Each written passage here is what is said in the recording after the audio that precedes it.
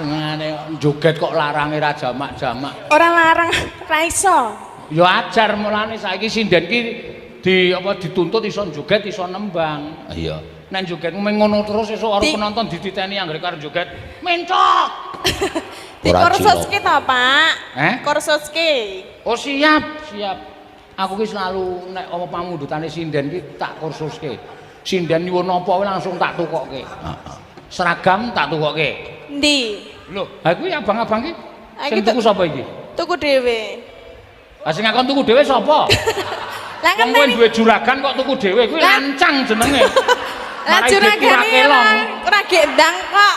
Hah? Ora gendang. Sing anu kembang-kembang kae sapa sing tuku?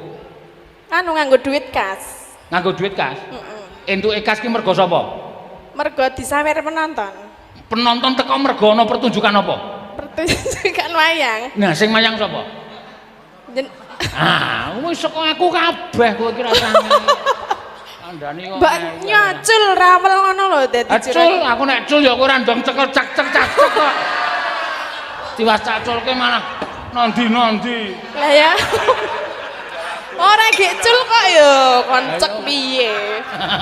Kandhani ngeyel. Iya. Tuku bros ya tak tukokke. Lho, syaraté ming tak nggokke kowe kok domo. Lah kok nganggokke tekan ngendi-ngendi tangane? Ya ora kok ya dudukane dhewe-dhewe. Dudukan apa? Ha iya, aku wis sida ora. Yo, kembang rawe. Ora usah nganggo gedruk sengit aku. Ya mau ya wis kedawan lho. Iki nganti mabul-mabul ra karuan. Ya kok muni kedawan kok nek ra dawa nakokke. Ya sing wajar wae, biasane ora nganggo malam minggu lho. Ya wis ngono kuwi to. Ola, yuk isen. Yo, mangga.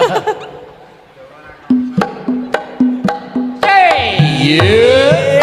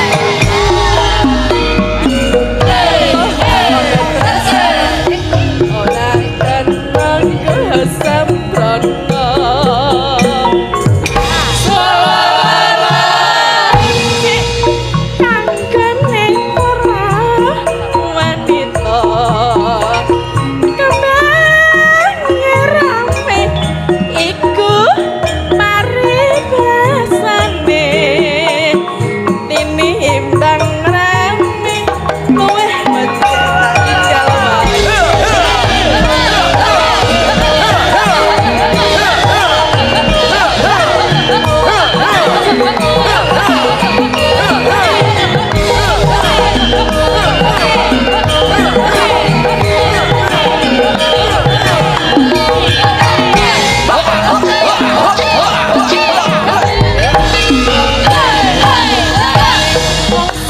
tunggal sebalik Wiwitane wiwitane longgah jejer saben dinane saya suwe saben jejer nyekel tangane anjur ngomong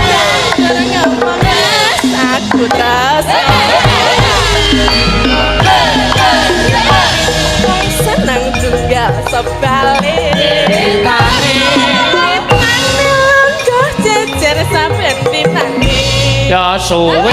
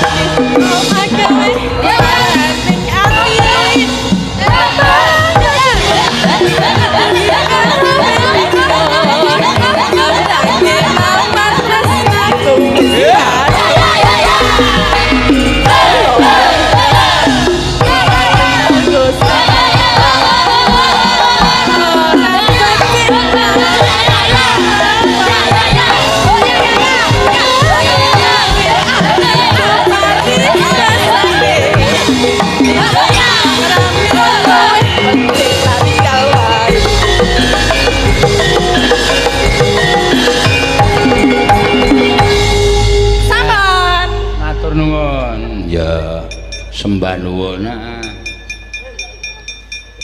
nya tak jaluk ra mana? ha iki Sini dong. kok sini dong tempiling sisan kowe kan Kula mriku. meng iki nang amplop Lah nggih, kula mriku nama diulungke mriki.